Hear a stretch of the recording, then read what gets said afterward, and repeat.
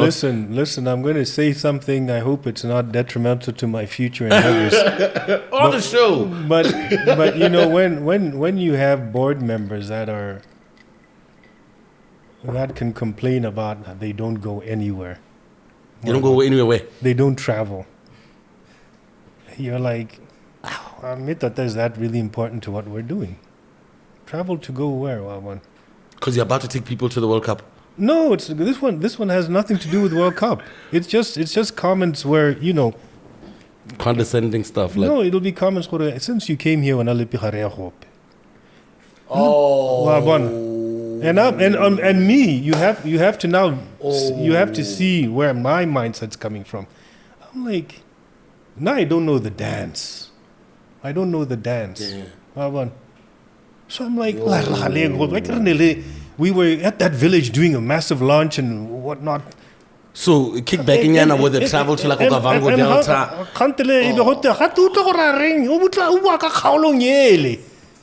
So it's like, so for me, when sometimes you have that environment, you wonder that is the board going to be behind you. Nah. And let me tell you, BTC was a hard knock because now I was furious. I was going to fight the system. Then I realized, I'm fighting Hormenta. Hormenta has deep pockets. Yeah. I'll fight. I'll finish all my money, legal stuff. Shilling. Yeah.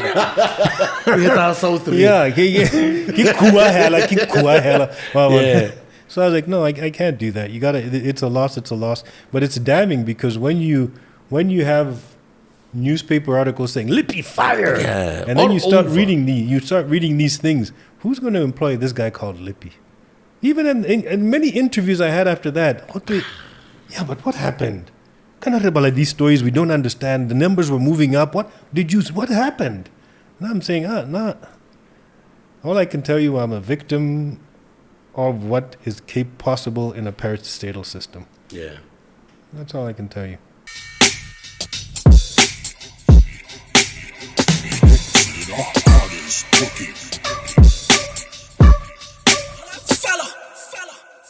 People of different identities.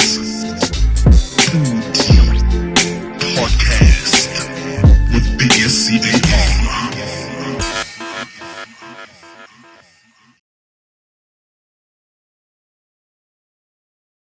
Yo, what's popping, everybody? Welcome to another episode of the PODI-CAST, coming at you directly from Leo's Inn, right opposite side. It's a little middle star, okay? So, if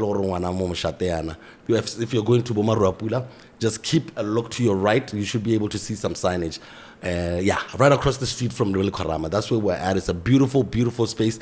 That's where we've been since the beginning of this year, 2024. And this is where we're bringing you our second episode of PODI-CAST. My name is SCAR, and I'm your host, man. Thank you so much. And if we haven't seen you ever since last year, Happy New Year to you and yours.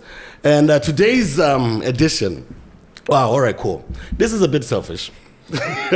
for all kinds of reasons, because I'm one of those people that I grew up reading up on a lot of what goes on current affairs wise in BW, and a lot of the time when we were growing up, there wasn't those many people who actually become myths because like this name was synonymous with excellence, it was synonymous with hard work, synonymous with a lot of really aspirational things that some of us really wanted to become, especially when we thought we could still pass good university.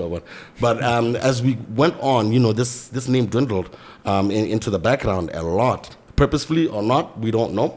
And that's also why he's in the house. His resume is incredible. I can't go through all of these, but I'm going to try, okay? And right now, he's currently the general manager at Authentics. That's out in Edison, Texas, in the United States of America. He's been an independent non-executive director for Hollard Insurance for about 4 years. Managing director for about 20 years for The Right Source. It's a company based out in Cape Town, South Africa. Currently managing director for MRI Limited. Independent non-executive director at Alexander Forbes, 3 years. Non-executive board member, Botswana Life Insurance Limited for about 2 years. Brand ambassador for Psalms Wine Estate. How we actually met That's how we actually met, because he thought I could be a brand ambassador for wine. Some people think of me highly, okay? And also there's so many of them, but like some of the biggest ones are, of course, the Group Chief Executive Officer at the Botswana Telecommunications Corporation, BTC. And also, he's been the CEO of Orange Botswana. There's so many things that we could talk about. Ladies and gentlemen, in the house, none other than a corporate heavyweight who's been head of all of these large entities. His name is, I forgot to add, Managing Director of East and Southern Africa, Microsoft. All right? In the house, we're joined by Mr. Thapelo Lippe. Did you know you did all that? When you say it, it sounds like a lot, but really it's, what can I say? Over the years, you just do what you have to do. Yeah. That's all I can say. Put your head down, do what you do. You do what you do. We had a discussion. I'm going to go off script. Not that there's any script for me. But he's been calling me and chatting me up, and I learned a new word, Botswana, not too long ago. Some people will appreciate this. Now I'm posh. Pause. No, blind. And even up until this week, I was saying, but who do people even care about? Do they even know who I am? I mean, and he claims people who are going to be watching this know me. Okay. I swear, I can bet on it. You know, the numbers are going to come up in a way that you'll be shocked, because for a lot of people from my generation, like I say, you know, you're a superhero in the spaces that we wanted to occupy. We didn't see a lot of people who, like, you know, could be heading up BTCs, the Oranges of the world. So it was like, yo, what's going on here? But I think for a lot of people from my generation, and also younger people who don't really know about like some of the great things that have happened before they were born, I think they think they originated everything. But, you know, other things have happened before. But with you, I just want to start it off from the very beginning, in that, like, where did you grow up? Where did you go to school? Are you Motswana Waski? Yeah, it's always convoluted, right? Because people hear my accent. When I first came back, they thought, oh, this guy's not even a Motswana. Yeah. It had absolutely nothing to do with me. It had everything to do with my parents. Yeah. I am a Motswana. I'm born here. I've no other citizenship. Mm-hmm. But when I was 5 years old, my parents decided to leave Botswana. Okay. And the thing is, my father is American. My mother is a Motswana from just up the road, up north, the first village, Kimuchudiake. So, yeah, there you go.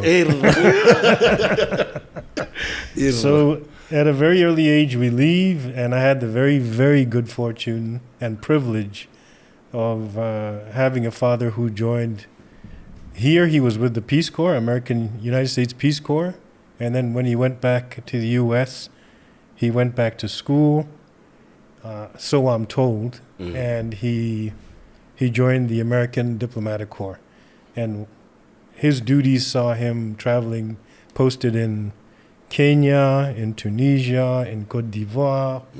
And then, so we were all traveling as the family. Yeah. And eventually, we were all going to international schools, basically American schools. Yeah. And because of some of these areas where there weren't that much of a community for international schools, I found myself going to schools that would go up to like grade 8, maybe grade 9. And eventually what would happen is you have to go international for boarding school. So one point from the Côte d'Ivoire, I continued on to England, and a decision was made. My father is kind of an academic. He's not that he's a professor, but when you graduate from Harvard Law kind of situation, he's thinking ahead. Yeah. And he said, would you like to go to university in the UK, or would you like to go in the US? And I said, the US. And he says, okay, let's shift. Let's get you in the U.S. Yeah. And all along the way in the U.K., it was, I'll tell you guys the name of the school. It was TASIS, the American school in Switzerland, but they have a campus in the U.K. They have a campus in Cyprus. They have a campus in obviously, Switzerland. Yeah. I didn't quite know and understand what was happening. But again, my father really, education was key. Yeah. And in the U.S., I went to a school called the Petty School. And all of these schools, I mean, the Petty School, just to give you an example, it's been around since 1864. Okay. So it's a private school, preparatory school, so it prepares you to get into the Ivy League schools. Okay. Not that I went to an Ivy League school. That's where I was about to go. Yeah. Didn't go into an Ivy League school. Yeah. Had I stayed in the UK, I would have gotten in, but at Petty, didn't happen. And then I went on to finish off in Boston, Massachusetts. MIT. No, not MIT. Just it's a good private school, Clark University. Oh, okay, yeah. All right. So, what type of student were you though? Were you like, the average student, or were you like a major nerd? Because some of these schools, I mean, it sounds like they're a big deal. But Clark University also. Yeah, no, I guess I was definitely an above average student. I did well. Definitely in high school, I did very, very well. Yeah. And the learning was fun. What can you say? For me, it was just fun. You learn a whole bunch of things. It's fun. Yeah. And I always, it's never. When I was learning, it was just the joy of understanding history, how history works. I mean, you can you imagine you take a class in mathematics, and you're learning Boolean and all these people. Yeah. Then you go into a history class, and you're learning about the age they live in. Yeah. And then you're seeing some of what they were working on being implemented in society, in engineering. Yeah. So that was for me, that was the joy of it. No really doubt. kind of putting together everything. And I don't know how much more I can say about that, but for me, I enjoyed school. Definitely. I did. So in all of these travels, how many times were you able to go to Mutruti? Or did you ever come down to visit? No, we did. We did come down. Just so you know, kind of when we left, a lot of you, definitely. I'm looking around the room and looking at the age, the average age. Yeah. I bet you most of you don't even know where the airport used to be at UB, right? Okay, I didn't even know. Yeah, it was a tiny airport. Yeah. Tiny airport. You'd get out of the airport, get to, at one point, you go to Kalahari breweries. Yeah. Hotsaho. It's dirt road to Muchudi. Hotsaho. Okay, now you got me thinking, because that's the one thing we didn't Google. How old are you? What year were you born? I'm an old man. Because like all of these stories, and you keep saying it, but you don't look like, some of these people, because some of them who even watch the show, I'm sure, are going to have to look you up also. Because No, I'm all I can say is I've passed 50 some years back. Yeah. And it's not one or two, it's some years back. So what, you work out and stuff, like you look great. No, thank you. But like you look good. As like, I said, not some posh. I'm getting no, because like a lot of people, because like I'm saying, all of these things that a lot of like your story in BW was really, really talked about 2009, 2010, when you were all over the newspapers and stuff like that. But like, it never hit me. If we're talking about you back then, how old would you be now? Though? So time time flashes by. That's all I can say. No doubt. So when you're coming back into BW, what are you thinking? Are you thinking after you graduate, good luck, and also what were you studying, good luck? What were you planning on doing afterwards? Okay, at Clark, I did basically 3 degrees in 4 years. So.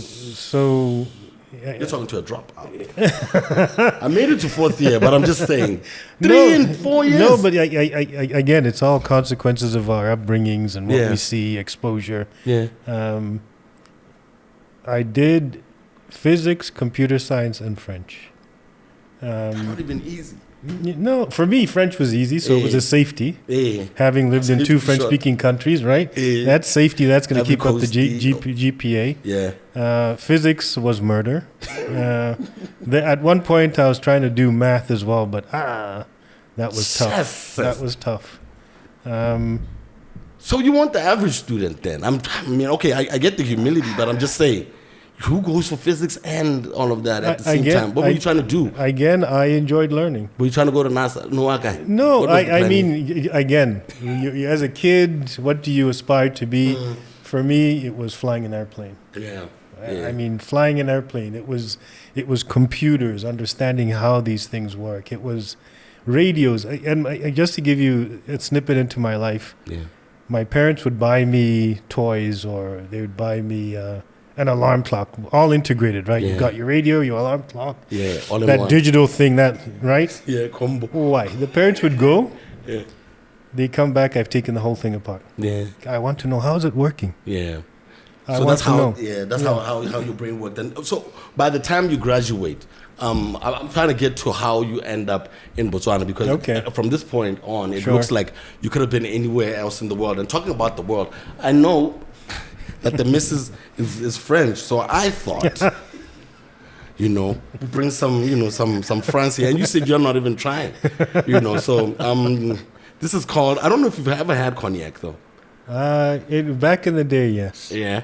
It's called the biscuit. That's how they pronounce it apparently. Dubouché. Yeah. Am I right? Biscuit du Boucher, yes. Biscuit Dubouché. Yeah. And apparently I'm supposed to drink it maybe with a little bit of ginger ale or a little bit of water. I'm probably going to have to drink it alone because you're a busy man. So this is a courtesy of our good people at Drinks Direct. And also you can get it at Le Corama. At all the localcorners for about a grand thing, and I'm going to be having it, so you're going to have to keep an eye on me and see if I'm having it the wrong way. I want to find out from you, like, how then do you end up deciding, like, you're going to come work in Botswana? Was that the first? No. The first place you wanted to come to? No. Yeah. What were you trying to be Botswana wasn't even a thought when I finished school. Yeah. It wasn't a thought. Yeah. I graduated university in 1991, and in the U.S. that was a recession. Yeah. There's a program, there's an office at Clark University that helps you basically work on your CV. It helps you work on your interviews. It arranges interviews on campus for organizations looking for students. Yeah. It arranges for you to send your CV to companies, and they would ask me. I would go to the office. This is literally in the spring semester, so literally January, February. Yeah. I would be going to that office a lot, and they would ask me, "Where do you want your CV sent?" I said, "Wherever the postman goes." Yeah. Wherever the postman goes, because there's no work. Yeah. The economy was down. Yeah. And I happened at this point you're still based in Boston, or where were you based? Still, actually, it's a city called Worcester, Massachusetts. Okay. And then I got lucky. My first employment was at a very prominent law firm in Worcester. Yeah. And I got a job before graduation. Yeah. So it was like, I can do it. Yeah. I'm good. I almost failed. Yeah. Because for me, it's like school done. Now you're making money. Yeah. And that's a lot of the problem. Like, that's how I dropped out. It was because the money started coming in, because we were performing, we were doing gigs and all of that stuff. And it's hard to concentrate when, you think you're grown and you're making money. What was the job? What were you doing? I joined the IT department. So it was a division of one of two. There was the manager, there was me. Okay. And I was handling back then, all the things behind the scenes, the backups, the setting ups, everything. Yeah. I'm working with mainframes and things of that nature. Definitely. And I'll just go into it. And what happens in the U.S., which doesn't happen here, right? Yeah. Or it's happening more. What happens in the U.S., in order for you to move up, to gain responsibility, sure, you can be hungry and you volunteer for things, you keep doing and you do them well. Yeah. But I'll never forget my first review for salary increase. Me and my manager. Yeah. And he says, no, goes through everything. This is good, good, average score. Everything is above average. Yeah. I mean, it's almost 9 out of 10 overall. Yeah. About a increase of like 4.2%, right? And I'm like, 4.2%. So I'm doing the math. I'm like, but that's how it is, right? Yeah. That's how it is. So it's at the discretion of whoever is your supervisor at the time, or what? It's at the discretion. Well, obviously, supervisor, but also it is going to work with the company, the market, the economy. Yeah. And to be frank, if you're getting 4 to 7% increase back then, that was decent. Yeah. That was decent. Yeah. But for me, I was like, when you're like, I'm not getting anything. Yeah. So I knocked it out of the park again as usual. You know, I mean, it's all about image. It's all about how you present yourself. So can I get sharp? Yeah. Shoes are always polished. Belt is always on. I'm always on time. I would leave after everybody else. Yeah. You're that's putting in the work. Yeah. So there's no one that can deny. What were you looking at getting apart from the 4.7? No, I didn't know because it was my first job, right? Yeah. But I was just like, if I'm really going to be moving up, I need to be doing better than I'm doing now. Yeah. Right? And of course, I had my own aspirations. You know, how somehow with a car that breaks down all the time. Come on, yeah, I mean, I would make it so cool. Like every student in the U.S. So just to give you an idea, even in university, I started off at the cafeteria, student cafeteria. I was serving food for all the students. Yeah. So it was a campus job. Yeah.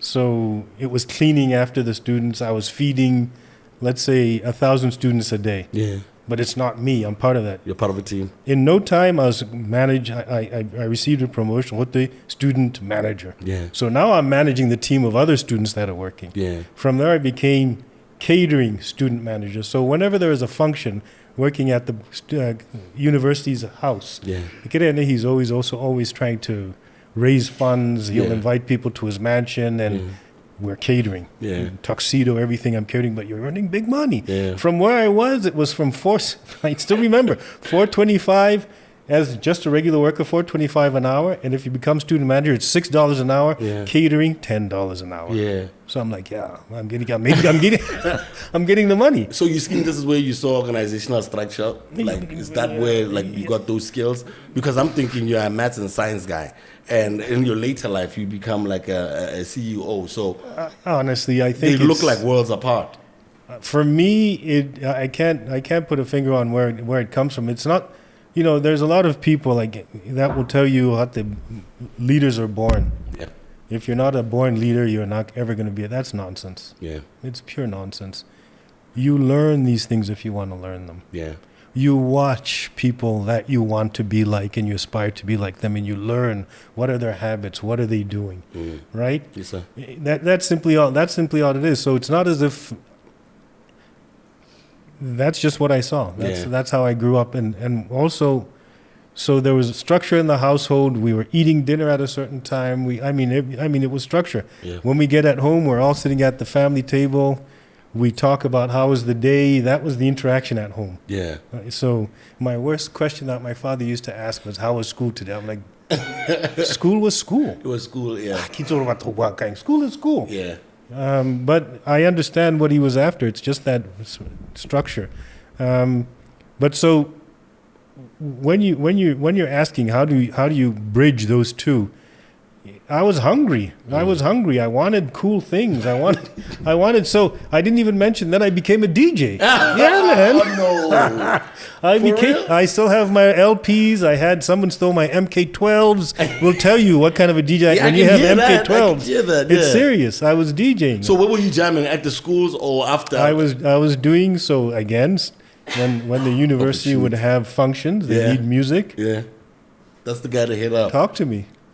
I'm going to fast forward you to how you end up in Botswana. Because, sure. Yeah, because I think a lot of our story is around Botswana, and I just want to know how.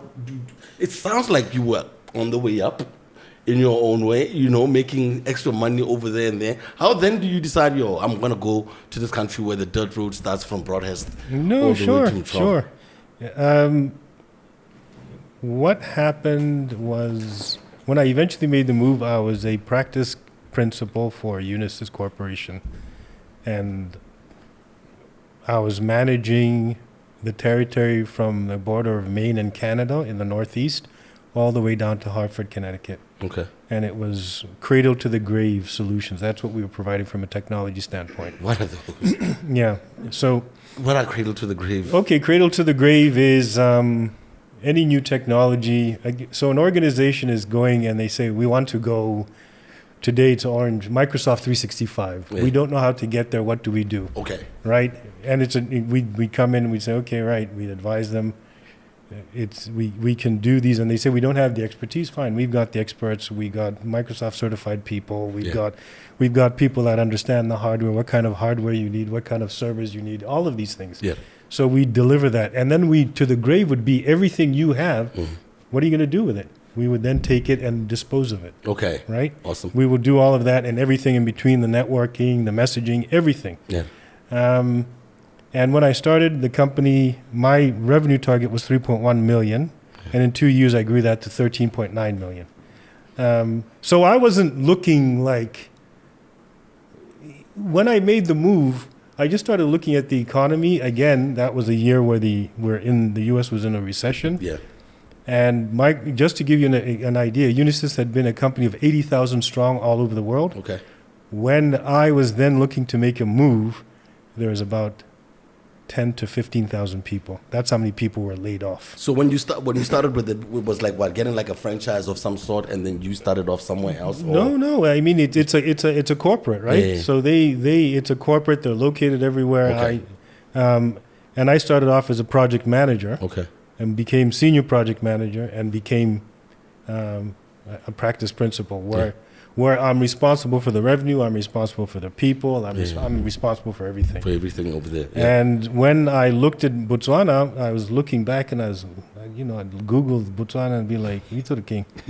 The GDP of this country from the 80s to the 90s, the GDP of this country was double-digit growth. Yeah. We're talking 10, 12, 13, 14% year-on-year growth. And I was looking at that saying, I'm an economy where it's growing from 2 to 3% per year. Yeah.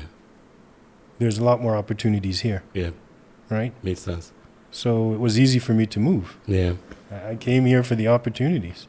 So you came straight into Botswana and you went into management, or did you start off small? I'm trying to figure out, you're getting off the plane because you had an offer, or you had actually seen an advertisement?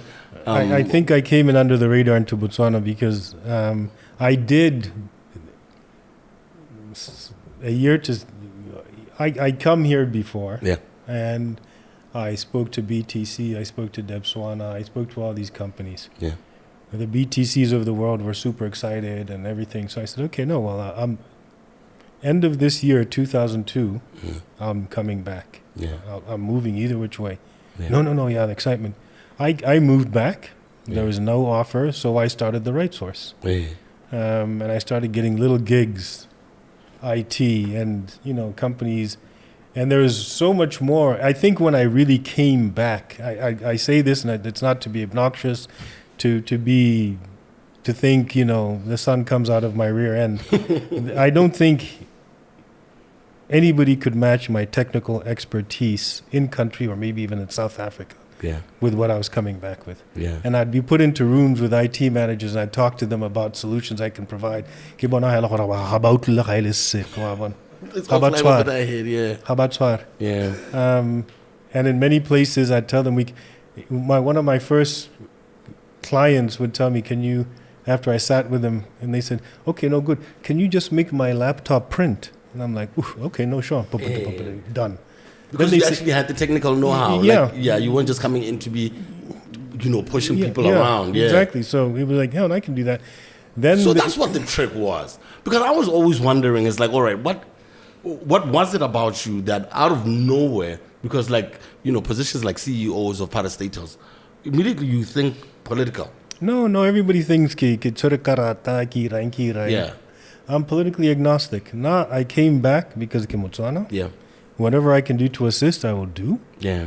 That's it. And of course, it was for me a learning curve as well, right? So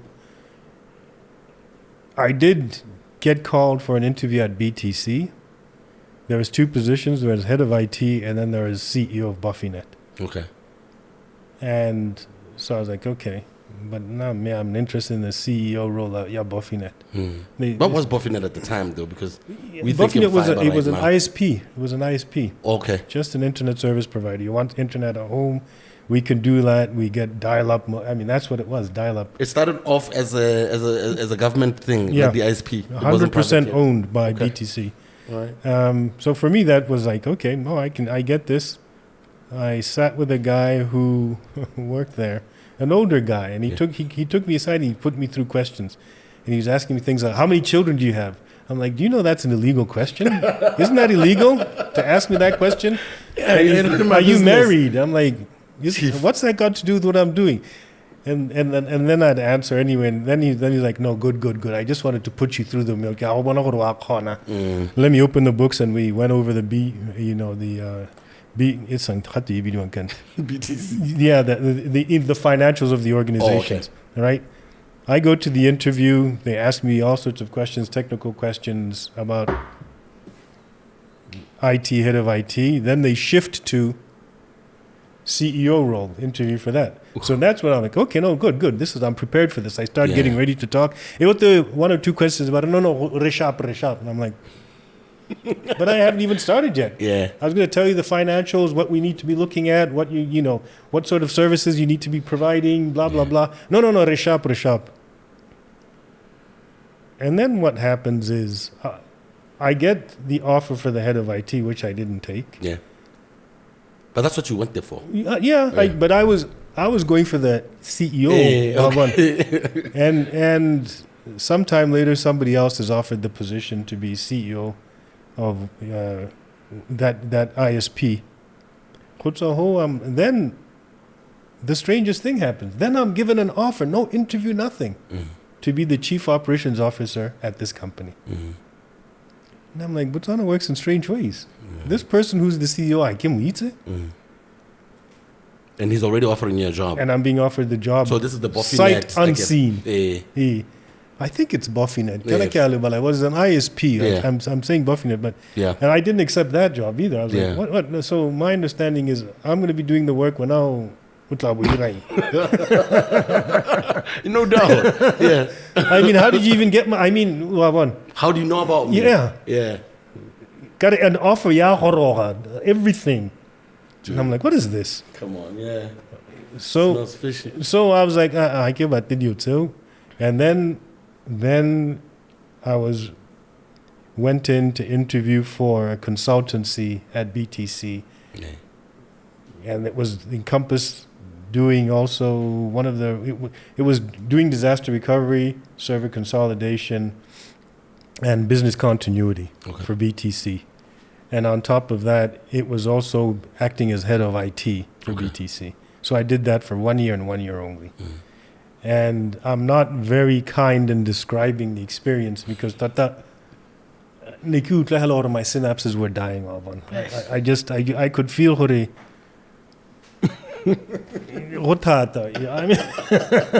Because I'm imagining where you're coming from, and at that point, you're also leading your own team. You know, like you say, you knew everything about your own business. So here you are. Well, explain the experience for someone who now is walking into our government system at that time. Or how frustrating was it to get anything done, especially even as a head of department? Because I'm guessing you are not just a minion. No, it was challenging to. You know, the thing that hit me hardest was the work ethic. It was the work ethic. These sort of people meander in. It was just the work ethic. I'll never forget another experience where interviewing for these two positions, entry-level positions, he's slouching. He's like, yeah. I'm like, do you appreciate you're looking for work? I mean, we're not spotong. This is work. You are looking for work. Look your best. Be prepared. Show. Demonstrate. So that was one of the things that it was for me was hard to deal with, and people just disappearing. We like banking. Work needs to be done. Yeah. But it's acceptable here, hore. Kyako banking, I'll be back when I'm back. Yeah. So that was hard for me too. It took some adapting. Yeah. It took some adapting. And then management also, there wasn't a lot of management happening. Yeah. It's you know, when you're made responsible for a certain division, you expect that the people are going to run the division, Yeah. not dodging issues, having a strategy. Yeah. And what happened is, when things didn't happen, it was IT's fault. Yeah, It was IT's fault. Because It was IT's fault. Yeah. We're telecommunications. It's IT's fault. So it's IT's fault. So, and what I did, I said, okay, no, Siami. So what I did is I set up a help desk, and help desk is the first line of defense, right? So when you call, somebody answers, this is IT, this is so, how can I assist you? They are logging the call. Matata king, okay, ubuale Thapelo, kai, okay, kutsaho, I'm handing over to the desktop guys. The ticket goes to a desktop guys. It's been assigned to SCAR, Tusa. Then, and all of this is also email. Well, I put in a standard operating procedure within those guys. And this is, you're going to be metrics. How's that review time? Yes, sir. Right? So we did that. And these guys would then call. If they didn't receive somebody at the other line, they would send a message, pre-template, I called, please call me when you're ready for me to come and assist you. We were logging how many calls we received a day, per week, month, and everything, so they're tabulated. We would show the kind of calls that would be coming in, and all of a sudden it became very hard to say IT. Yeah. Because you are attending to those issues, we are and you actually have a system. and we are producing things. What happened to that report? No, laptop issue. IT is not helping. Like I'm about to do right now. Laptop o intirela matata. Tusang home, bakwena home. I think the Wi-Fi bailed on me. We always gotta find someone to blame. So how then do you become the CEO? Because I'm guessing you don't want to be around that. The energy law is starting to suck out your energy. Because I remember when I got off radio, I'd been used to working 4 hours a day. Wow. I became the laziest person I know, man. I'd work, let's say 6 a.m. until 10, and then go find something to do, maybe to record music. So my life was set up that way. And then I got a job from Rekalamo to Morofin. It was they wanted me to do some specific work for them because they wanted to do a platform for music and a shopping thing for students. So I go to the office. I complete all my tasks. When I'm done, I'm thinking I can go home, because I don't want to sit there and not have anything to do. That's what made me leave, because I wasn't, so I'm trying to figure out, for someone who was used to a certain way of doing things, here you are. How much of yourself did you have to dumb down or even numb? No, I mean, what happened with me is... after my year, when close to the end of the contract, I basically went to the person that I reported to, and I said, listen, the only way I'm going to stay here is if you double my salary. I just put it on the table. The only way I'm staying here is if you double my salary. Yeah. Take it or leave it. I mean... There it is. And again, it's not that I'm being obnoxious. Yeah. That's what's up for me. Yeah. I can help. I can help. So you got to double the salary. What did he say? He said, no, speak to the guys in HR. And I said, no, I'm not speaking to the guys in HR. Yeah. You're the guy who's responsible. So how about the associate? Otherwise, I got my answer. Gotta go, yeah. And 1 year I left, and it coincided with the birth of my son. Yeah. So I took time off. Yeah. When I was ready to go, I think it was from May to about October. Yeah, about October. By October, I was like, okay, I think I'm ready to go back to work now. But that whole time, I was staying at home with my son and doing little things here and there. Fulfilling stuff. Yeah, just little stuff. Yeah. And when I was ready, there was an opportunity that came through at Orange, the Chief Information Officer. Yeah. I went to interview there, and I got the role. we're skipping over the BTC stuff because I have a big homie Umwana who still thinks that you're the best manager that they've ever had. Because I think after you bounced, like a lot of stuff happened. But Ghana, the way it worked, right? The sequence. I was consultant. Yeah. Then there was Orange, CIO. Then I was promoted to Orange CEO. Mm-hmm. And then from there, I went to Microsoft. Yeah. And when I came back, if we're going to talk about BTC. Yeah, that's how it all happened down. Because I'm probably going to get in there because there's someone who's probably looking at this interview waiting for me to get there. Sure. Because I've talked to you about this at a birthday party before. And that's also one of the reasons that I got like the balls to even ask you to come and have this conversation. Because a lot of young professionals in BW really, around my age, never really got some closure about that story. You guys never got closure. No, but you clearly did. I clearly did.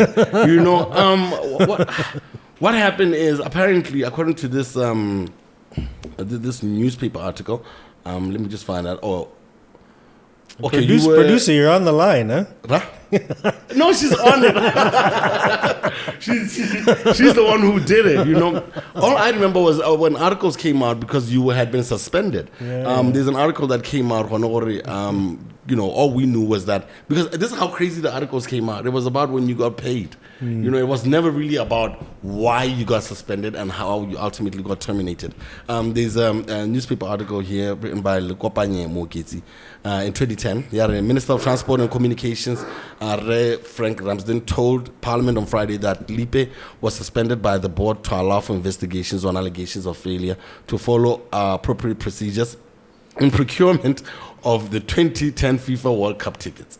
Reports are that Botswana Telecommunications was swindled of millions of pula in a computer scam after they placed an order for the just ended FIFA World Cup tickets.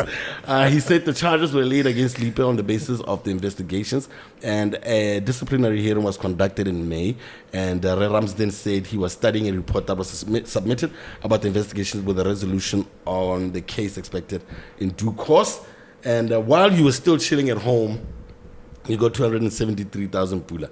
That's what is mostly out there. One version. One version of it. And like I'm telling you, he really felt like that's how I heard about the story. And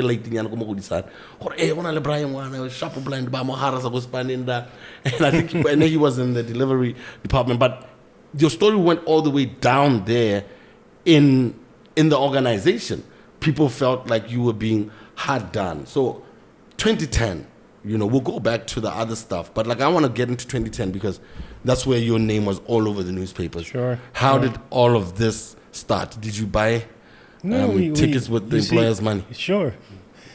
It's government's money, right? Yeah. Because I get a BTC at the time was 100% owned by government. Yes, sir. It wasn't a parastatal yet. No, it was a parastatal. That's what I'm saying. It was owned 100% by government. How does that work, Kante? It works in the way in which you name it, Air Botswana, parastatal. It's owned 100% by government. So government says we want an airline. Okay, we the government aren't going to run it. So what we're going to do is we're going to designate the Minister of Transportation to start the airline. There'll be an act to start this airline. Okay. And then from that act, they then say, okay, the minister and the PS, Sinca board. The board is found. Mm-hmm. From there, nominate a chairman or chairperson. From there, hire an executive team, So it reports, it is government, but we're calling it a parastatal. So you are part of government. Right? Yeah. Any parastatal, it's government. So these procedures from this version of the story, government procedures, really? No, it is government procedures. That's why everything you see we have somewhat separate but not the same. Yeah. So you have tender processes. How if you need PCs, it has to go out on tender. It has to be. I mean, everything has to be documented. Yeah. I'm not opposed to that. Not at all. That's what it should be. Yeah. We don't want that. Yeah. So my whole intention was there was going to be the World Cup just next door in South Africa. Yeah. We just started Be Mobile. We're getting it back, repairing, breathing life back into Be Mobile, pushing some initiatives, going large in the market. I mean, there was the Win a Farm, where you can win a farm. There was a prize where you win a golf, I don't know what at the time, GTI of the year. Yeah. Verpa, before it was Verpa. Yeah. So we were doing all of these things to excite and animate the market. And it was working because we started growing. Yeah. Mobile subscribers took off. Airtime, I mean, we started growing. Part of that was, okay, we got to do something with the World Cup. So with the World Cup, I was like, we're going to get VVIP tickets. Yeah. And we're going to give them away as loyalty to customers. Customers don't even have to, hasising where you have to send an SMS. Yeah. We're just going to see and sync bato welongore.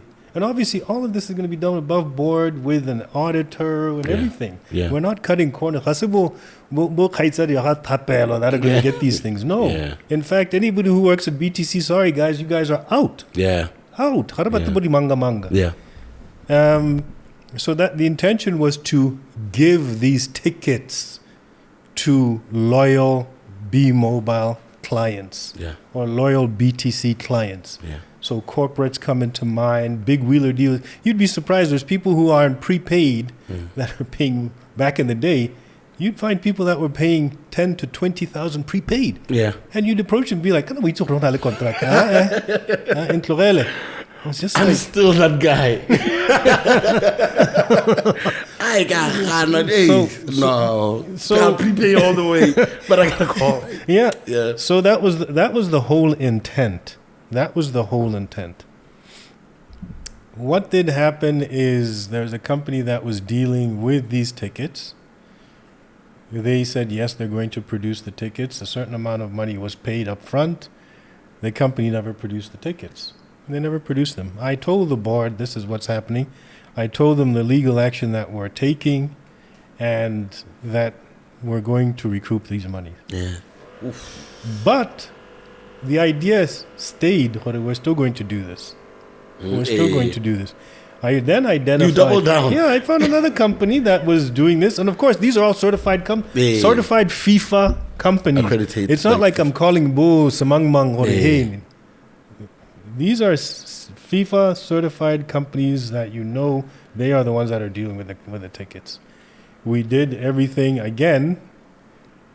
Followed tender procedures, did everything, dotted the I's, crossed the T's, and we got the tickets. We got the tickets. Yes, sir. But what these charges that they hit me with, it was charges.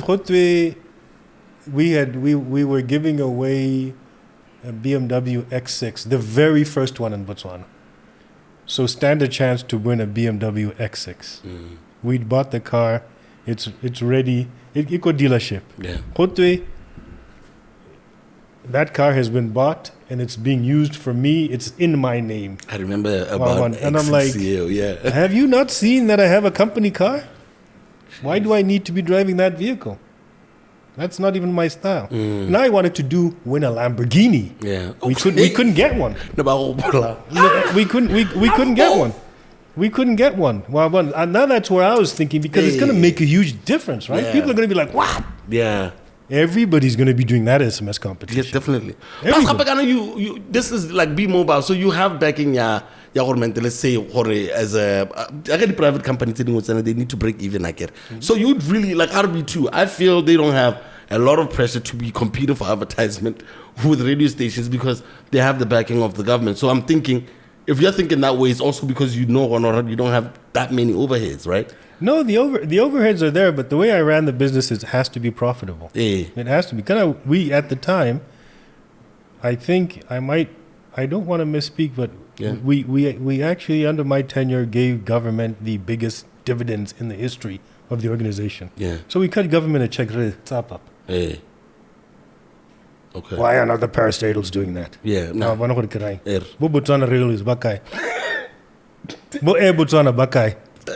No, Auslulu is on now. I get it. Maybe she might. No, every one of these guys should be running and being contributing. Yeah. Well, to the GDP. Absolutely. Essentially. It's not because you work for government. It's an excuse to be like, nah. Hey, dinsu time. Hey, so they should be cutting government bigger checks than they are right now. They should be the brightest, hiring the best and brightest to elevate Botswana. They should be giving the private sector a run for the money.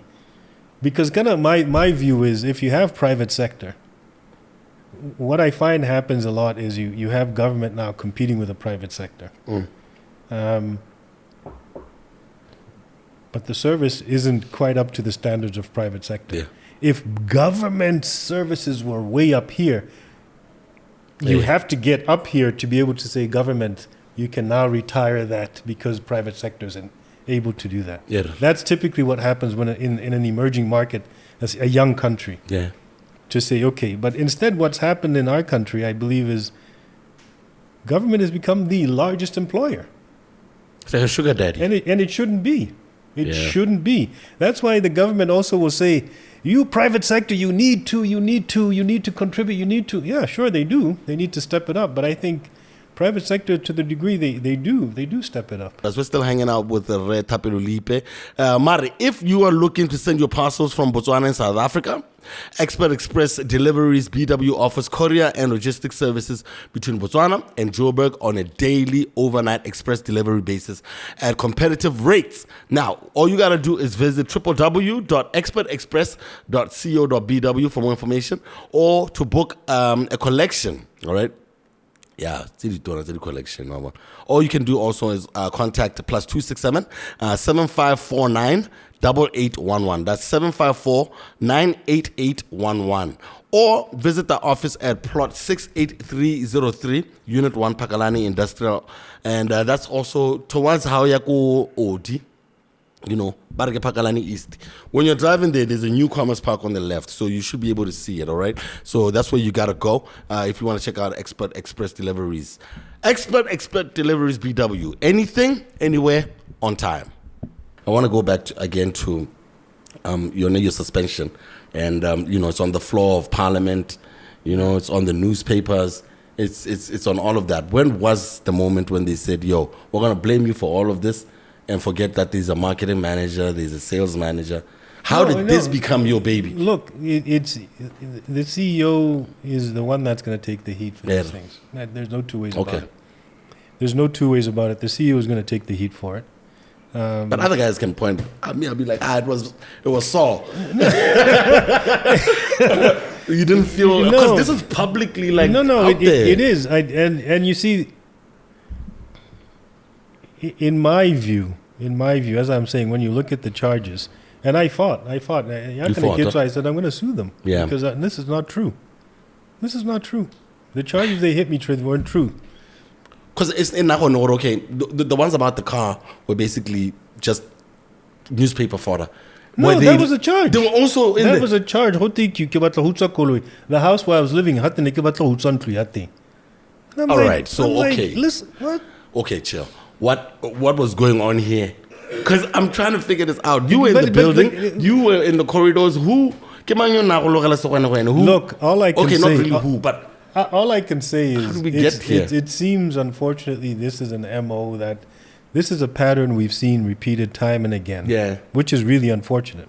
It's really unfortunate. What I can say for myself is... I come in...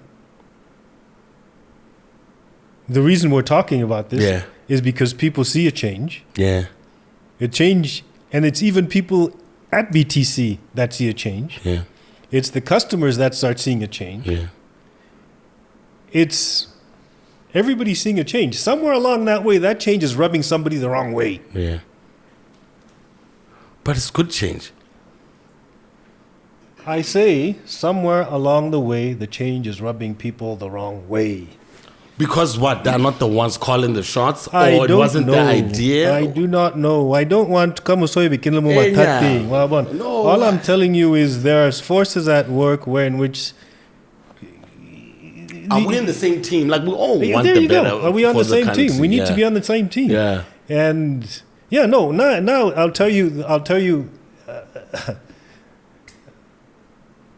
Anybody I think that you talk to about BTC, they're going to tell you one thing. They're like, hey, Mtaku, he doesn't have time for you. Okay. They're going to say, this guy, when you go to the meeting, you better be prepared. Time is money. Don't come to my office. I made it very, very clear. Like you're saying, the people Bukabako class. Now I made a point to go and know people. Everybody. I'm accessible to everybody. Yeah. I'm here to assist everybody move up. Yeah. Yeah. And the speech I tell people, it's very simple, guys. We're here for 8 hours. Let's do our level best to enjoy what we're doing for these 8 hours. Yeah. We don't have to be here. If I'm saying something that doesn't work for you, Yeah.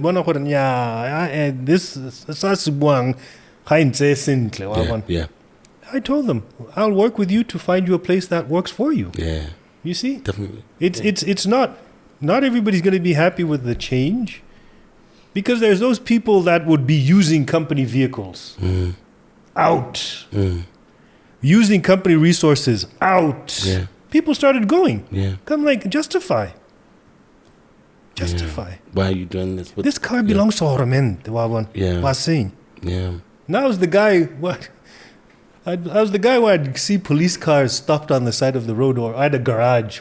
Yeah. Stop somewhere. All the doors are open, air conditioner, blaster. I'd be like, hey, La Senya, Yeah. what are you guys doing? Yeah. Let's out petrol free. Yeah. I'm that guy. Yeah. Because what we fail to appreciate is Horomenta has money. Epang the diamond. Yeah. There's always more money where that came from. Oh, no. Why are their levies going up? Yeah. Why is there inflation? We're mismanaging. Yeah. All right? Yes, sir. So I was that kind of guy at BTC, and people were like, yeah. Oh, this guy. Tenders, nobody on the board, anybody, no family could be. So maybe I'm stepping on somebody's toes. Yeah. Didn't you think that at the time, though? Wasn't I that? don't care.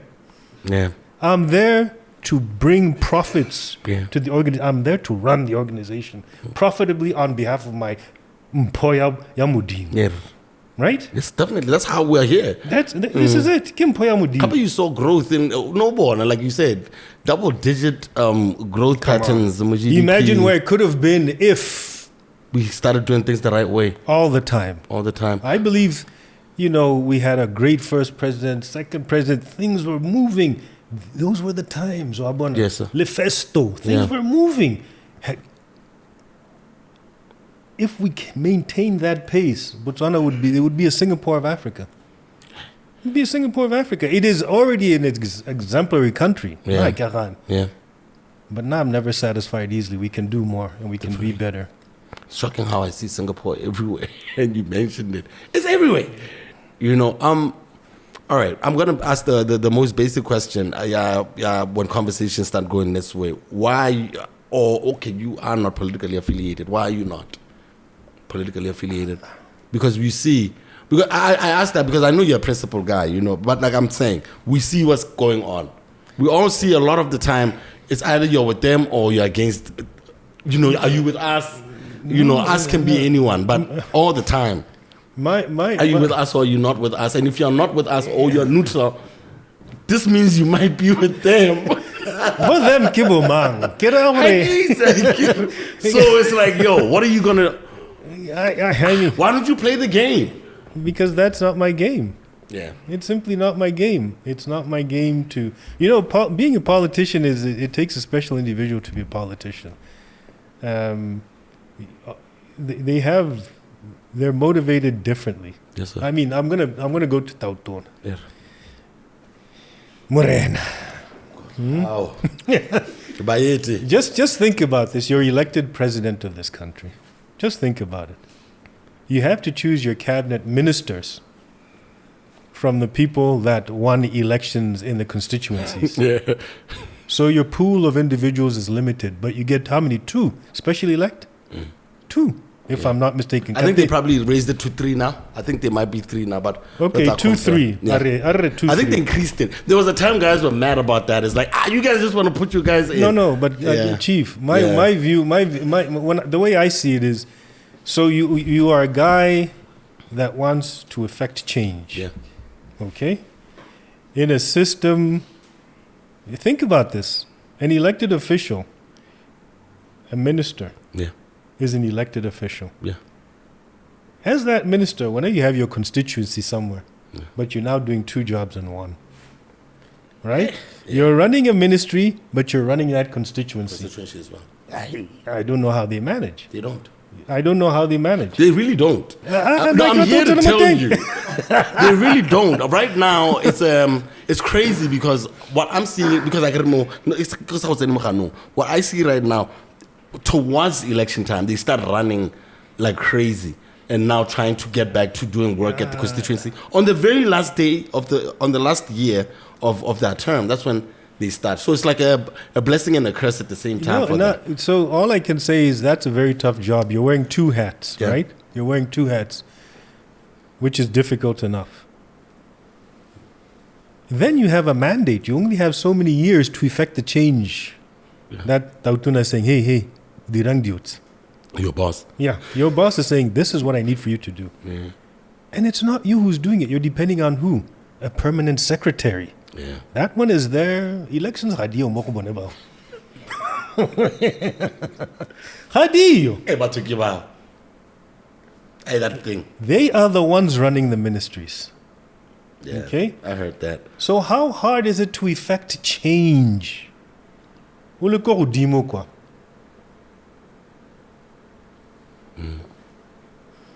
The Honorable, the Excellency, he is pushing for Botswana. Every president, I believe, is pushing for this country.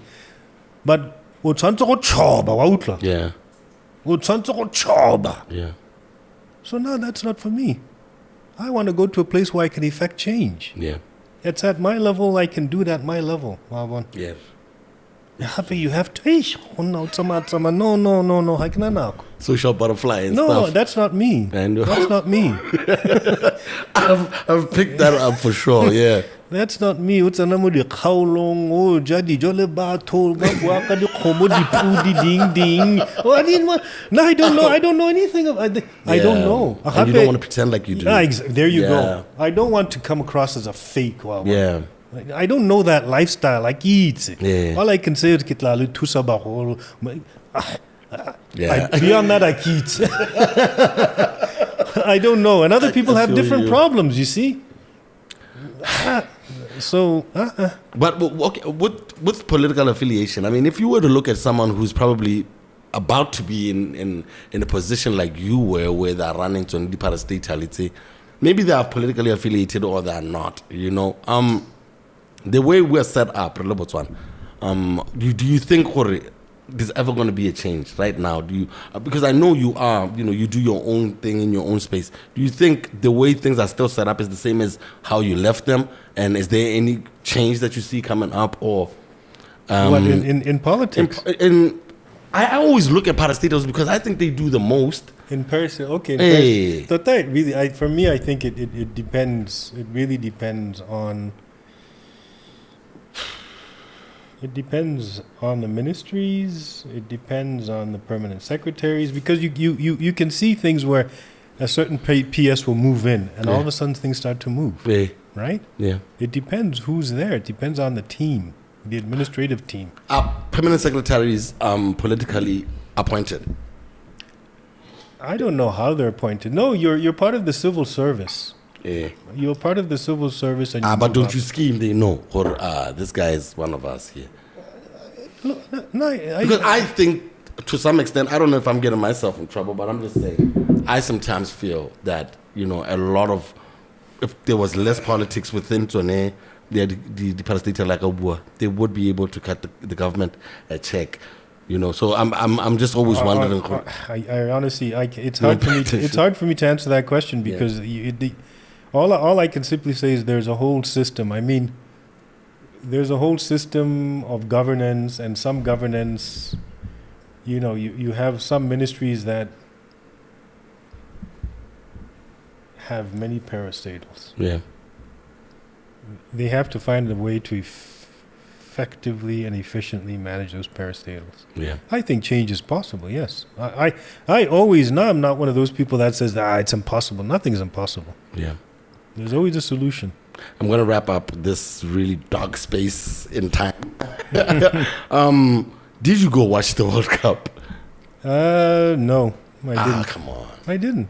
I actually went, I was in South Africa at the time, and I was in South Africa. What did they had those parks. Oh, the fan park. Yeah, the fan park. Yeah. And I wasn't even there to watch the game, and I was at a hotel that was adjacent to a fan park. And I ended up meeting a guy who represented Huawei in Botswana. Yeah. And I think it was the kindest thing ever. He out of the blue, give him one hello. Hey, how are you? What about anything? Quick, we left. Yeah. We went, we ate. I got a check. I want to know. I'm like, what? Mm-hmm. But when we met, the guy told me, what they did to you in Botswana is just messed up. So You were getting things done. Yeah. And he paid for the bill. Yeah. I was like, oh wow, how kind. That was nice.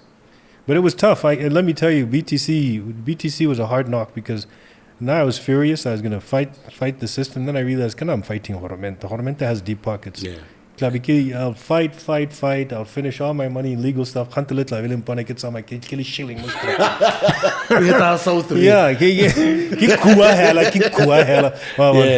So I was like, no, I can't do that. It's a loss. But it's damning because when you have newspaper articles saying Lippe fire, and then you start reading these things. Who's going to employ this guy called Lippe? Even in many interviews I had after that, but what happened? These stories we don't understand. The numbers were moving up. What happened? And I'm saying, all I can tell you, I'm a victim of what is possible in a parastatal system. Yeah. That's all I can tell you.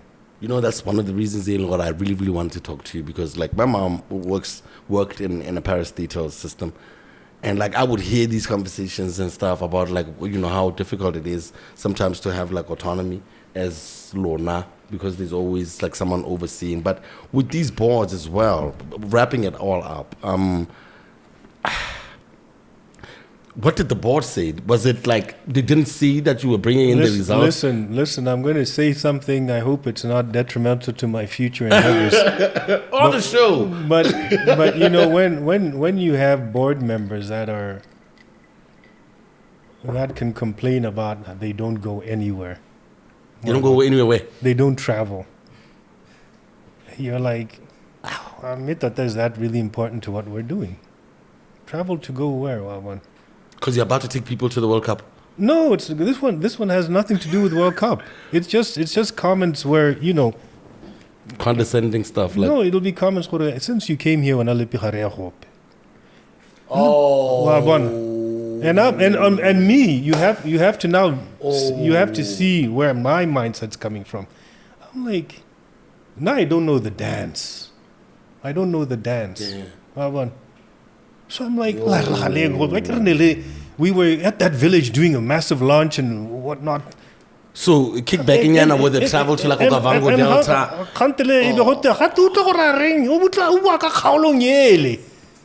So it's like, so for me, when sometimes you have that environment, you wonder, Tata, is the board going to be behind you? No. Right? And I was capable also, I'll give you another example. There'll be a decision, we're discussing a certain, I don't know, let's say we're discussing a certain avenue to go in, right? Yeah. Okay. Everybody reviews it, we then round robin. Okay? Yeah. Everything. And then we'll approve via round robin. Yeah. So you write the paper, everybody approves. In the next board meeting, all you need to do is ratify. Everybody had, okay, it's approved. Yeah. Some boards will not want to do this. In fact, most boards today are moving away from ratifying. They want to sit to be able to question and everything. Yeah. But when either which way, when you get into the board meeting, it's going to be, okay, we have this resolution. Are we happy to approve? That's when you're going to, is there going to be a debate or not a debate? But for the most part, everybody said, no, now I'm happy, approved. So we've got, everybody's ratified. Yeah. Guy, meeting. The meeting was supposed to be about 10 minutes. To sign off, yeah. Today, ratified, sure. The sharp, yeah. 2.5 hours later, I'm like, oh. And I lost my cool. Plus, you don't know the dance. I think me and you have that problem. You know when you're in a room and you think things are just going to be straightforward. Okay, we're here to do this deal. We'll sign an idea. And then you see a nigga just stalling. And you're like, and you know, but give them something. I don't think it's give them something. They wanted a trip to Agavango or like something. They want you to come magically with one because, like, I've heard about that. No, I mean, in this particular case... And then you get a per diem on those trips? All I can simply say is, in this particular case, there's no travel, there's nothing. We've ratified. Everything's done. Hareko Kazungulo to see a tower. No, everything is done. And ba, and I'm like... Just stalling. And then I was like, not can I... excuse me, I'm having a little bit of I'm challenged to appreciate why we're still talking, considering everybody has approved via ratification. Yeah. I'm challenged to comprehend why we're still talking about this. And then I took it further. I said, as I said, now I'm a straight shooter. I'm a very straight shooter. I don't, so everybody's listening out and they're looking at me. And then I said, this, in my opinion, should have maximum maybe 30 minutes. Yeah. Maximum. But realistic should be maybe about 10 minutes. Yeah. We're still here after some 2.5 plus hours.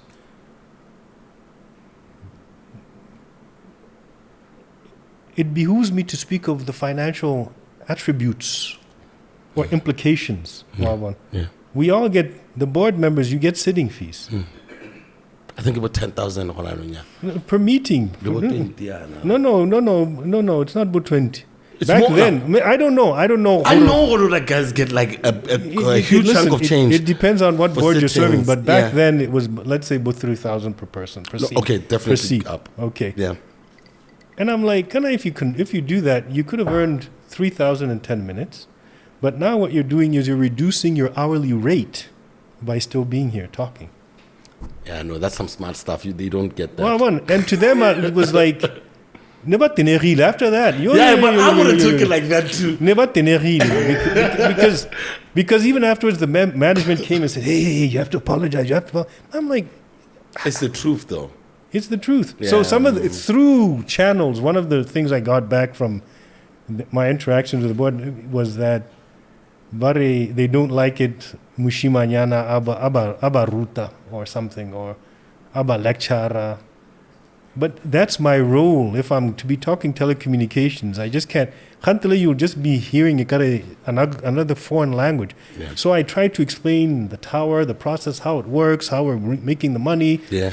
Yeah. But some of the ones are in there saying, who does this kid think he is lecturing me? Yeah. But for you to help me, you have to understand what we're doing. What we're doing here. Yeah. And it's my job to educate you. Yeah. So you can help me move forward. Gosh, Brian.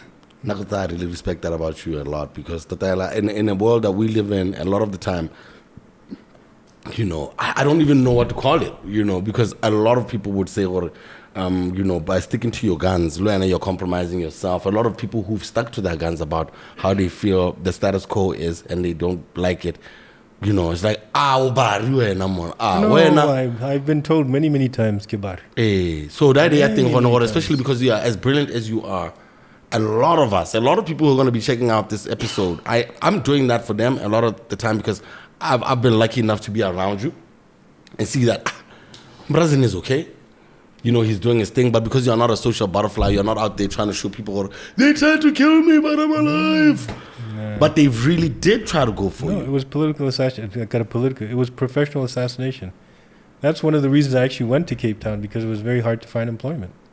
How did that trickle down? Like, how did this ultimately affect your life? Because, like, when at the beginning of the show, when I started talking about all of listen, if my wife was here, she'd be spitting. I've seen that's your protector though, because she'll be chilling in the back, just quiet, and she's like, "Why is this little boy saying hello to him?" But she'll be chilling in the back, and I'm like, "All right, cool." life. You know the most messed up thing is now I'm just coming back. Yeah. I'm a nobody. I'm very happy being a nobody. I do what I do. Next thing you know, by virtue of what I'm doing, I'm all of a sudden in newspapers. All of a sudden, and before, in my orange days, I used to go out. I used to go out. My haunt was News Cafe. I'd be at News Cafe. Yeah. I'd be at the bar. I'd talk to people, buy drinks, whatever. Be a normal person. Yeah. Yeah. Very, very accessible. Yeah. But newspaper. It became so bad that I'd go grocery shopping with the kids, and I would be approached. I don't know. Hey, Mr. Lippe, I need your number. I'm doing this. I'm doing that. Maybe you can help me with your business plan. And I'm like, guy, I'm shopping here. With my kids. But Botswana, you have to be very, very careful. Because something like this. All of a sudden, tomorrow, it's going to his head. Yeah. He thinks he's somebody. So I was always been very, okay, fine. The kids would then take the trolley, go. So my privacy is gone. Yeah. My privacy is completely gone. Toilet thing. People already saying, what's the toilet thing? You see what I'm saying? I know, yeah. And then what I then did is, okay, no, I can't move. Yeah. And people will say, but you're a celebrity. No, this is not a celebrity. I'm just doing my job. Yeah.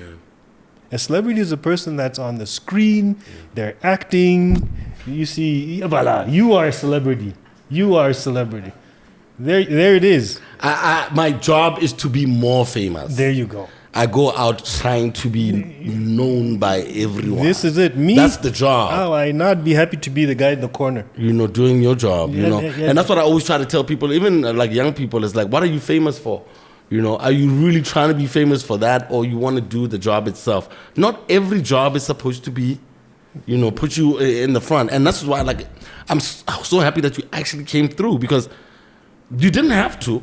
But in my heart, because like I'm one of those people who always wants the good side to win, I believe that you were genuinely, as I'm showing today, that you were genuinely just doing your job, and then you just got caught up in the game, in the machine. And for those who are trying to bypass that, there's a lot of brilliant Batswana out here, people who've studied all over the world, people who are afraid of coming back home because they feel like the game is rigged. Probably even getting offers right now. I'm telling you, if anyone sees this episode and they have aspirations of being better, corporate-wise or whatever, they're going to definitely check it out, because you are him, okay? You really are him for some of us. So what would you advise them? Would you advise young people who are brilliant at what they do to get into government spaces? No, I actually told friends of mine, when we're together, they'll be talking, they'll say, hey, and I tell them, guys, but you do realize the change will happen when you start going into government. Hey. If there's more capable people that go into government, we should see some change. Yeah. Instead of sitting by the sidelines. As I said, you are tautona. You are choosing from your constituent. The people who won. Hey. So that's the only way to do it. If there's more people that are capable, that are entrepreneurs, that are running their companies, they join and they win. But civil service, not everyone can do civil service. We were talking about technocrats on our last interview, about people such as yourself who are brilliant at what they do, And then because, they saw Donald Trump do it, be able to get those professionals in those fields, throw them into government. They did what they did, But even in Botswana, there's a lot of technocrats who've been dragged into the system to do brilliant stuff like they've been doing in their own spaces. Do you think this is where governance is going? To be able to get something back from the citizens? Or should we still keep the same system where you go to the Freedom Square, you get elected, and then you hope you have a business and commerce before we put you as Minister of Finance? But you see, that is, by its very nature, Freedom Square is a democracy. Yeah, you have to go out there, you have to shake hands, you have to tell people what your strategy is, what your mandate is. You have to do these things. So you don't think you're just dragging people because of the talent people? You see, that would require constitution change, right? Yeah. It's happening right now, apparently. That's what's happening right now. And a lot of the systems that we are used to have changed because there's a lot of direct appointments of certain people or based on capabilities known to whoever is picking them. It's not going through what are direct appointments? I find it hard to believe that there's a direct appointment to ministerial positions. Staff within powerful positions. Okay, if we're talking minister, who you choose to surround yourself with a lot of the time, like when you're staffing your ministry. That is 100% up to the minister. Yeah. That I believe the minister is empowered to make those changes. You don't see any loophole in party affiliation taking precedent over actual professionalism. We are human. We are human. You are so unbothered. Like you're like, hey. No, all I'm simply saying is we are human. What? I'm not a very. I shouldn't even say very. I'm not a religious person. But the reason religion is so prevalent in the world is because it's premised on the 10 mortal sins, right? We are those people. We lie, we cheat, we do all of those things. So the system is still us. Okay. Reflect that one. I'm gonna go forward now because life does become better. And I don't want to keep you here too long. Now you are in the medical space. No longer, actually. I left back in May. Why did you get into MRI? No, it was to help turn the company around. Oh, you turned the company around. Yeah. So, because I'm trying to figure this out, scientists, IT, human resource, accounting. Yeah. How do we end up in this space? Why did they think you were the guy to do it? How does that work? But ultimately.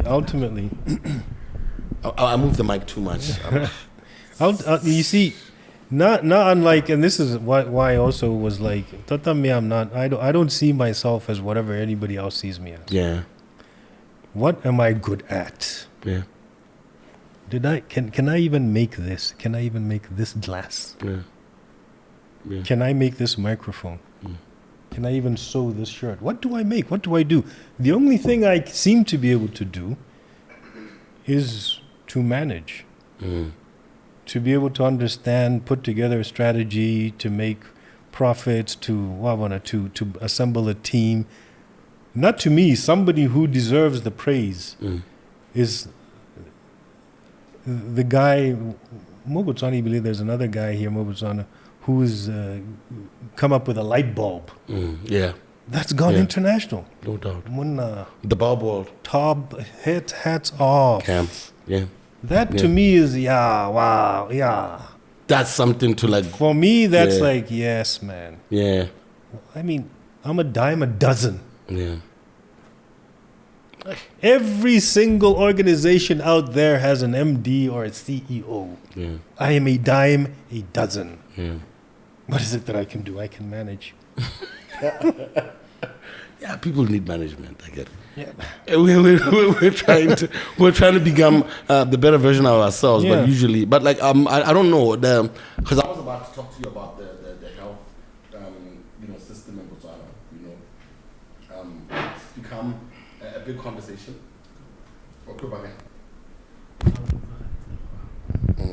I really hope you leave this on because people have to realize I move the mic a lot, and this is my fidgeting is like how I think, you know. The health industry in BW, you know. I don't know how long you were at MRI, but like, you know, you are very analytical in like the way you think. We're scared of getting sick. Everyone is, but like right now, it just looks like this is the worst time, especially after COVID, to be sick in Botswana. I've never seen so many funerals in a long time. I'm not trying to be like morbid or whatever, but like, it just looks like it's way too expensive. It just looks like healthcare is far off, especially if you're not a civil servant or employed. But even when you're employed, it's like 2 years or 3, and you have this medical aid that then dies out afterwards. And then if you are employed, you know, you're lucky enough sometimes, but then you still have to match up the amount, let's say for an operation or whatever. From what you've seen about the health industry in Botswana, is it in the red? Is it in the green? Where are we at? That's okay. No, it's like that. Like okay, I think maybe I it's think, you know, it's Biscay. You know, by virtue of the type of government we have, which is a social government. Socialism. You know, but we are a social government. We are. I don't think they like that. Okay, I'm going to ask questions. How many of us here paid for education at university? Not me. How many of us paid to go to school other than private schools? Not me. That's a social government. Yeah, but like, That's a social government. I'll tell you what's rough. Yeah. Go to America. You're paying for everything. You're paying for. If I could tell you, this is what I'm telling you. The school I went to in the UK. Yeah. I don't even know what my parents were thinking. They were paying too much money in pounds. Yeah. And I'm like, ladies and gentlemen, Yeah. Mr. Lippe. And I'm like, ooh. Yeah. Suit and tie is the attire. Yeah. So these are prep schools gonna get. Yeah, these are prep schools. So, but that's private school. Yeah. In the U.S., you go to a public school, Lebala, you're not going anywhere. Lebala. You get into an accident on the road, the ambulance comes and takes you to a hospital. They'll tell the ambulance, hey, take him to the city hospital. Hana insurance to you. Yeah. You see, so I'm serious when I say Po Yamudimo. Botswana. Botswana is a magnificent country. Too many of us have not traveled to scene. Rebona device ko but better the hip hop by. Yeah. Rebona diotsen we're like, hey, kyo ne botselo. Yeah. I ain't seen nothing. Go there and see for yourself. Go and see the whites of poverty. Yeah. Oakland, oh my God, it's unreal. I'm telling you. You got to see it for yourself. Everybody thinks all these people risking their lives to go to Europe and the likes. Man, we never talk about immigration from the global north-south. Yeah. It's happening like a lot right now. Those guys are all they're all looking to get out of Europe and America. They're all looking to get out. Yeah. It's very bad. Yeah. What we still have here is beautiful. We just need to get it to work the way it needs to work. So when you talk healthcare, having been and seen, the whole reason this medical insurance crap exists is why government is not giving us spacing and something. No. I'm born in Marina. Yeah. No doubt. You're out here healthy. Yeah. Yeah. You go to Marina Hati, hey, what's going on? They're taking pictures of the food now. You see, this is on social media because it looks horrible. Like, but this is my thing. If we can get it and get it right, the blueprint of this founding blocks of this country, magnificent. Yeah. Magnificent. Magnificent. Yeah. What I left in the U.S., I don't even think about it anymore. Yeah. I don't think about it. This it was country like moment. Yeah. It's beautiful. It's Yeah. beautiful. Botswana is a beautiful country. Anything is possible. Anything is. There's so many foreigners here. Yeah. Why? Yeah. It's a beautiful country. Medical aid. Why, from your observation, I'm going to throw all of them at you. Sure. From your observation, why is it so difficult to get medical aid for other members of people's families? I don't. Why is it so structured? Like a lot of the medical aid structures that we see out here are mostly your wife, your children. I'm really trying to understand it because it's like. And then we saw. I don't know if you know Symphony. It was a new health insurance company that came through, and it was doing the unconventional. It was like, yo, your grandmother, your father. Poof. Insurance. Give me some light. Kind of insurance. Every business operates in a specific business model, right? So we look at insurance, we think those guys have so much money. My goodness, they have so much money. All of us are paying a monthly premium. When you take on how many people are paying, my gosh, they have so much money. Yeah. But they don't. What they do is they have to take that money and they have to invest it. And it's how they invest that they make their profits. Because tomorrow when you get sick or get in need of surgery, that money has to be available. It has to be available, readily available. And to any and all members, it has to be available. Because I never thought about it like because that. you're paying on a monthly. You see? So when they do their schemes, they have this program, that A, B, C, D, and E, and F, whatever it may be. That, and to anybody who's listening, you want a job that is very secure, that is very well paid, become an actuary. Because it's an actuary who is going to be able to look at the mathematics of all of this and say we can afford to insure 1,000 people at this price, and this price, and this should be our profit. And I'm factoring in so many surgeries at this cost. I mean, those are the ones. There's a funny, when I was about to go into university, there's a gentleman, Yame Rakud. He's actually the person who told me to become an actuarialist. And I'm thinking, it's like, all right, I read up on it. It's like they're the ones who create these policies. And then based on the math and all of that, it just looked long. Rapping was easier. So you think, so you scheme, like right now, like being an actuarialist, like no, it's helps you. It helps, but it involves BSc. Not all of us can do BSc. You're talking about it because you know. No, but I mean, everything is not for everybody. I guess. Yeah. We all have our different strengths and weaknesses. No doubt. I'm gonna shut it down in just a little bit because I asked you for an hour 15. I don't know how much. I don't know if I still have a job. I've missed a meeting. Yes, because you came rushing from another meeting. Well, on 1 hour 30, but I'm gonna wrap it up because happy you didn't have the Hennessy with me. You are also in these boards. What type of board member are you? Before you answered, you're in Botswana Life Insurance. Well, you were in Botswana Life Insurance. You've been a board member of WIWOCC. WIAC. What is that? That's the East African Submarine Cable System. Submarine? Yeah. So this is true. Like there's actually cables underneath the sea. Yes, sir. Lots of them. Who is like, guys? This is how the internet works. There's cables under the sea. Who's digging these things? They're not being dug. What happens is there's special ships that run the fiber, and then they have huge rows. If you're ever in Cape Town and you go to the waterfront, sometimes you'll see there's an orange ship there. It actually has the orange logo, and that ship orange.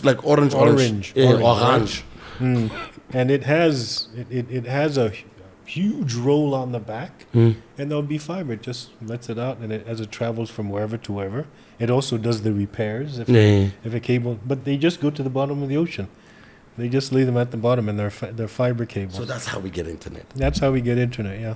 So broadband, what's going to be the difference? What's going on here? Like, broadband is now when you're talking Wi-Fi, right? Broadband is doing many different spectrums at once. You're doing, if you look at your Wi-Fi it's running at a certain frequency. The cell phone runs at a different frequency, and you're doing broadband will be a medium that can carry multiple different frequencies. So that you are just able to just get on and be able to get on with it. But today, I get a broadband in the marketing spaces. Broadband is your throughput. It's how fast you can move. Blah blah blah. Yeah. Which, incidentally, for me, I never understood why marketing people will say 4G. Do you know what 4G is? I don't know what 4G is.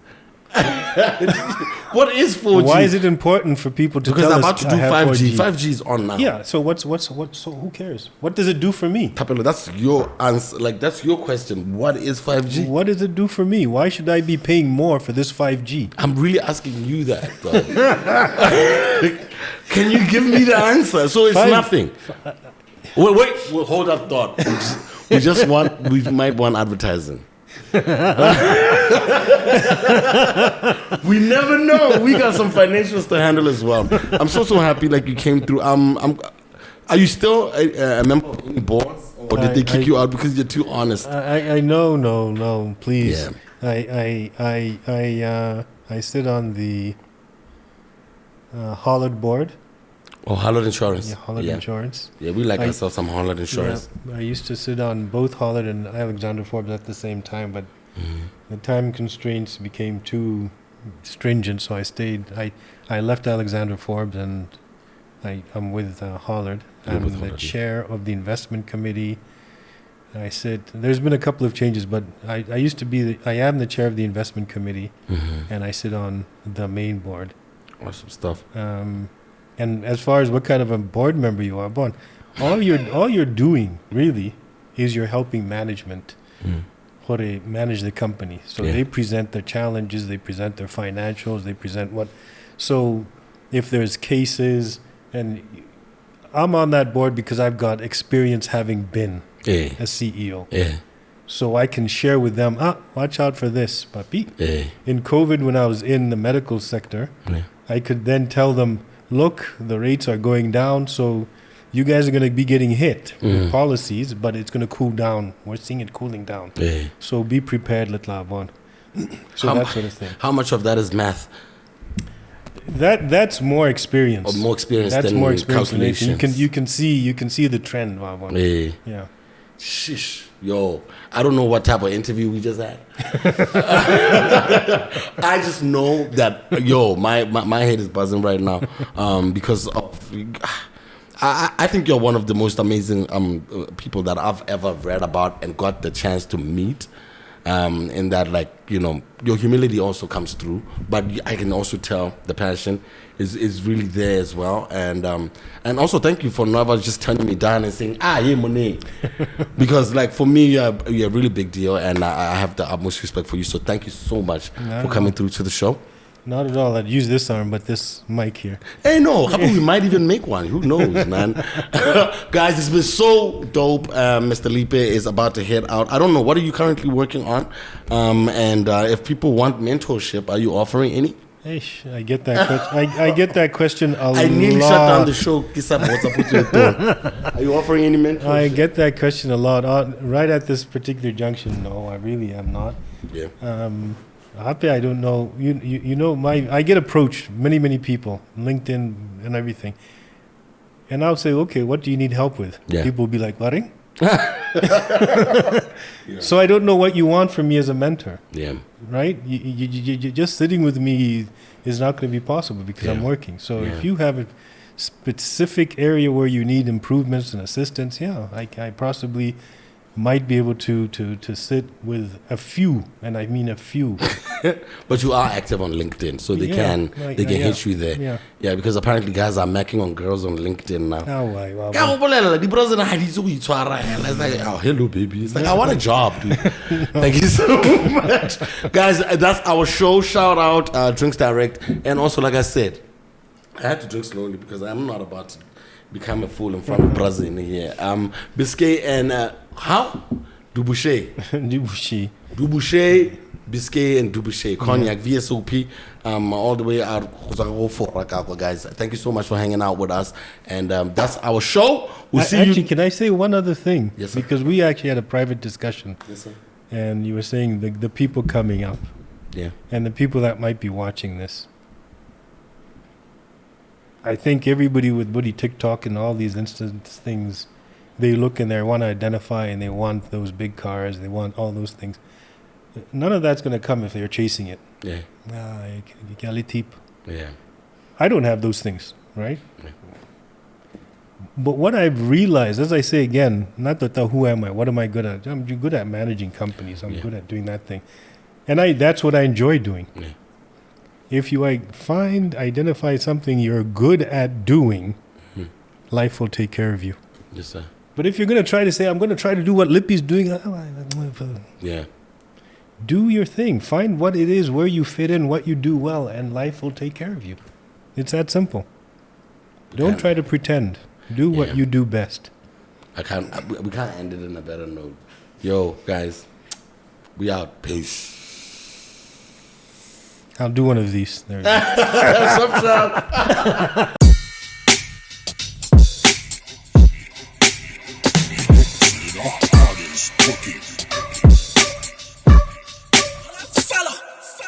People of different identities.